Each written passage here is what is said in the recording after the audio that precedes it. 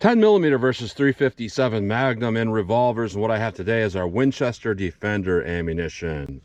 Winchester Defender, stop the threat, it says. So our 357 Magnum is a 125 grain jacketed hollow point. It is rated only at 1325 feet per second, which I find kind of interesting because that's a pretty low number to be rated at. Generally 357 Magnum is rated about 100 feet per second faster. And our 10mm is a 180 grain rated at 1240 feet per second, pretty much an average rating there. So 180 at 1240 feet per second, 125 grain rated at 1325 feet per second. So I'm gonna use my 4-inch revolvers today, my 4-inch model 610 revolver for testing the 10mm, and my 4-inch model 686 to test the 357 Magnum. So we're going to go through the chronograph, see what kind of velocity and accuracy we get at the same time. Then I'm going to do my 10% clear ballistic test. We're going to go into plain clear ballistics to see what the best potential of those cartridges are. No denim or anything like that to clog a hollow point in the way. And then we'll move on to doing more of our real world simulation. I have 4 layers of sweatshirt material I'm going to have in this first 3-inch piece that represents our pectoral muscle. After that, we'll have a 1/4-inch medium density fiber board right here to represent hitting ribs or sternum. So we'll do a plain clear ballistic shot, then a real world simulation shot, and then I will shoot at steel target to see what kind of practical accuracy and shootability I can get with these. So let's get started with this test.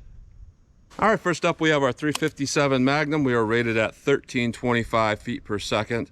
Let's see if we get how close we get to that 1325 feet per second rated velocity.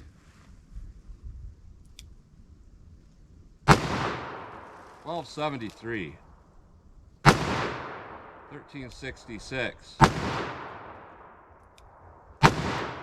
1363, 1343, 1308.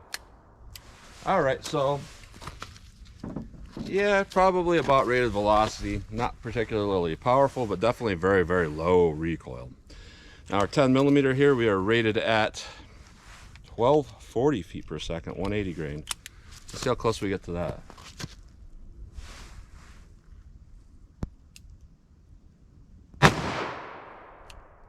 1308,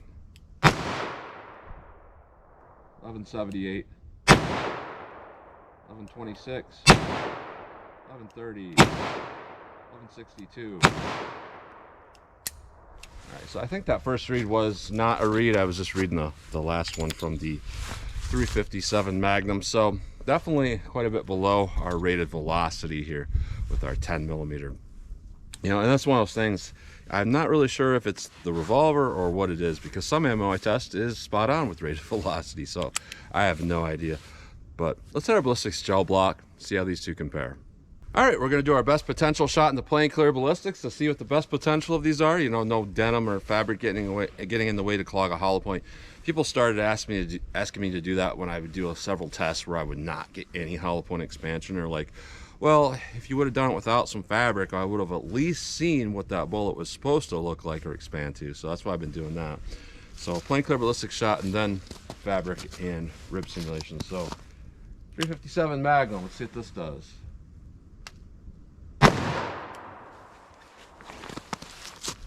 All right, let's hit that with our 10mm. Let's go take a look.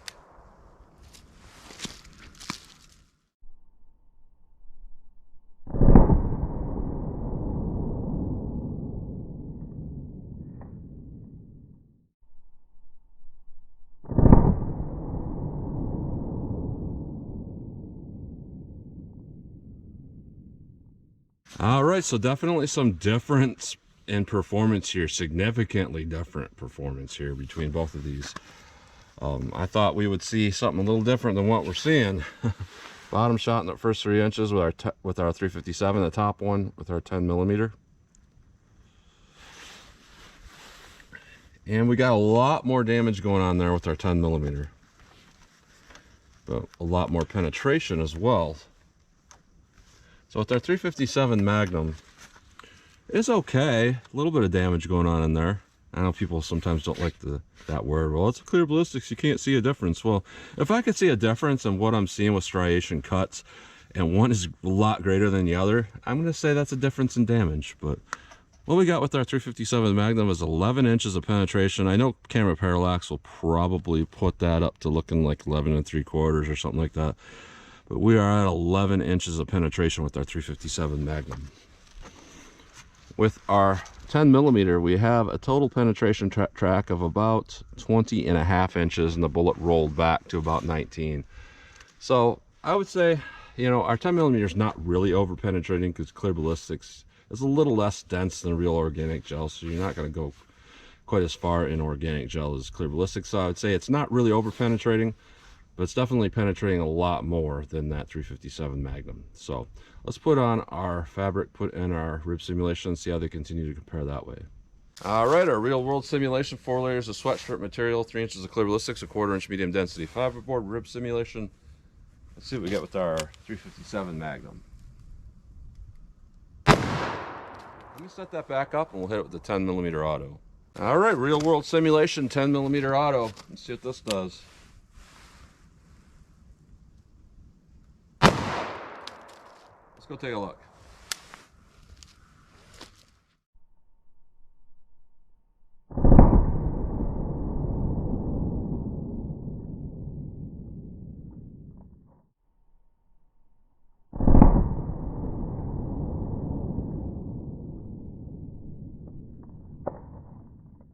All right, we had a similar difference again. I thought that maybe we would get smaller expansion with the 357, which would cause it to penetrate further, because that's the normal thing we see.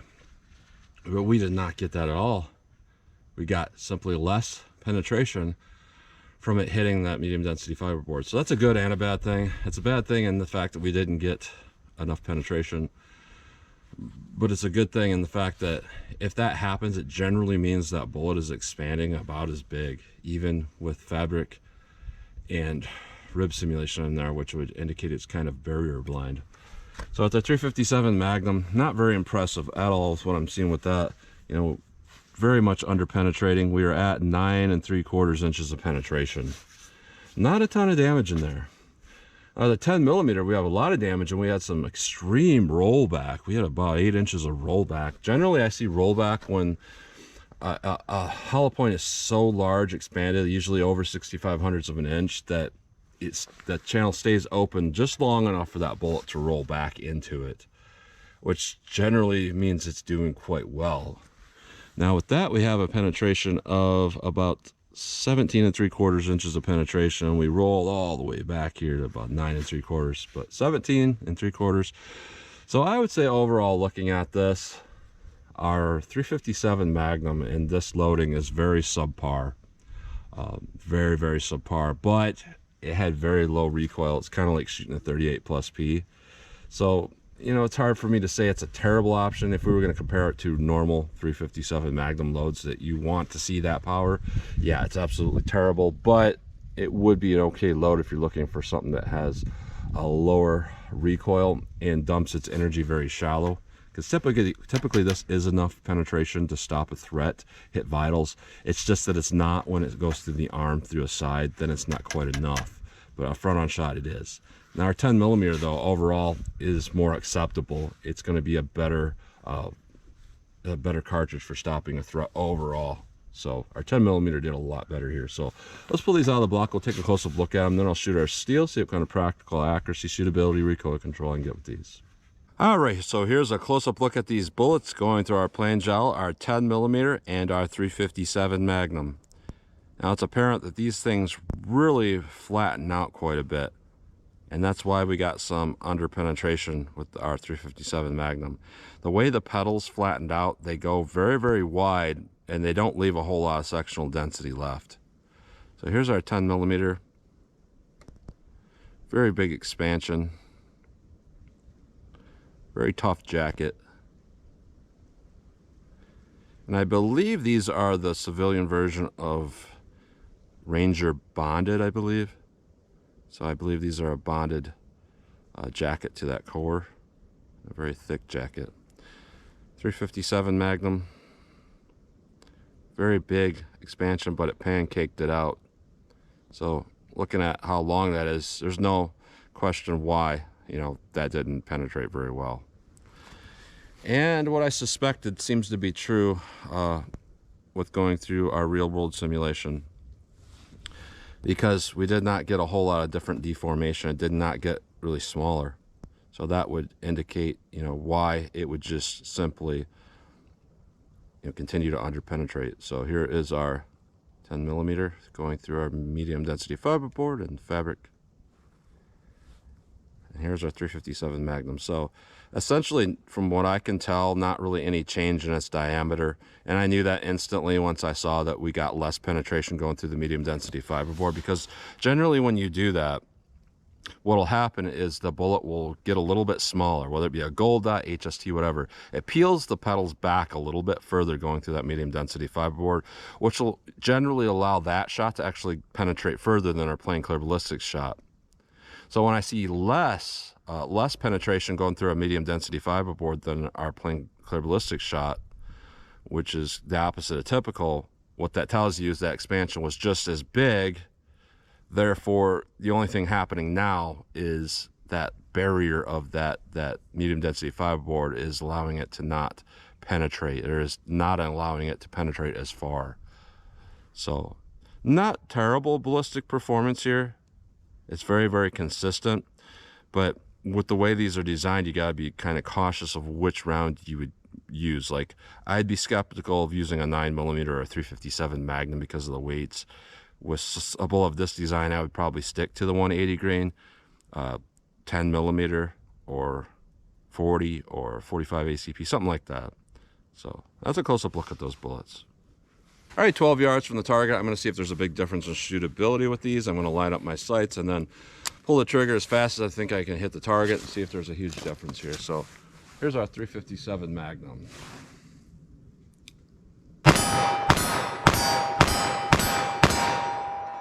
All right, those shoot pretty good for me. 10mm auto.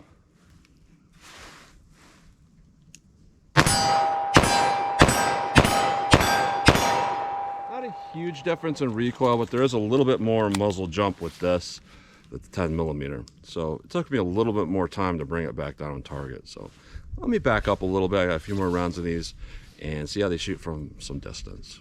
All right, 75 yards from the target. I'm just gonna slow fire.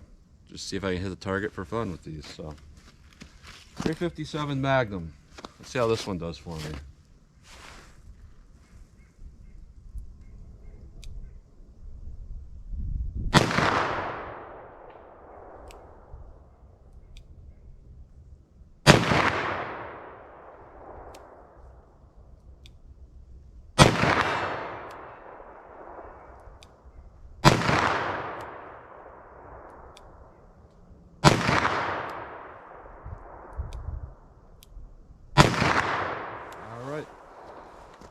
I was fully confident I was going to hit that every time.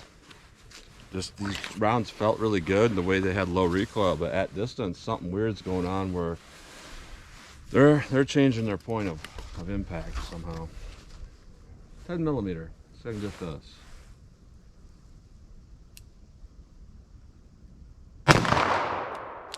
No single action here. No idea where these are going.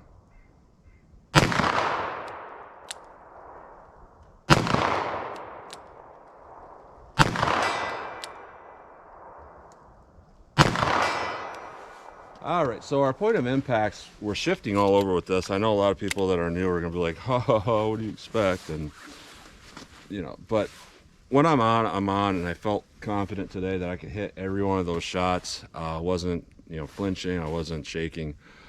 It's just the point of impacts were all over the place with this particular ammo, especially with that 357 Magnum, because I could not figure out where those were hitting. I saw the bullets hitting in a lot of different places. With this, I think it was a little more consistent with our 10mm. It's just by the time I started hitting, I was aiming essentially off the target, over the target and to the right a little bit, and I made those last two hits. So the point of impacts was definitely shifting with our 10mm quite a bit, but I could have dialed that in with enough rounds. With our 357, I could not dial that in because every impact was a little bit different. So interesting test here today. And this is one of those things I've noticed throughout the years. I'm seeing a lot more rounds in federal and And even Remington now, because they're owned by the same company that owns Federal and Spear and stuff like that, where I'm getting better and better performance. But with Winchester, it seems like the performance I get with their ammo is going backwards. It's like every time I test a Winchester, it does worse than the time before. And I'm not going to say that this is terrible performance necessarily, especially with the 10mm. Our internal ballistics was pretty good. I mean, our terminal ballistics was pretty good inside the gel block there. Did pretty good for a 10mm. But our 357 Magnum, there's no reason why, if you have a 357 Magnum case to work with, that you should have such low velocity to the point where you can't even get acceptable penetration. It's a 357 Magnum, it's not a 380, so there's no reason for that at all. That being said, it was very, very low recoil, easy to shoot. So interesting test here today. So I'm going to say, you know, I don't think there's anything great about either of these, but I think our 10mm is acceptable, at least out of this revolver here, and it probably performed just as well out of a semi-automatic pistol. Not too much recoil or anything like that, so it should function fine. So our 10mm is pretty good. Our 357 Magnum, there's a lot to be desired with that. So that's what you get today. Very interesting. So as always, comment, share, and like, and thanks for watching.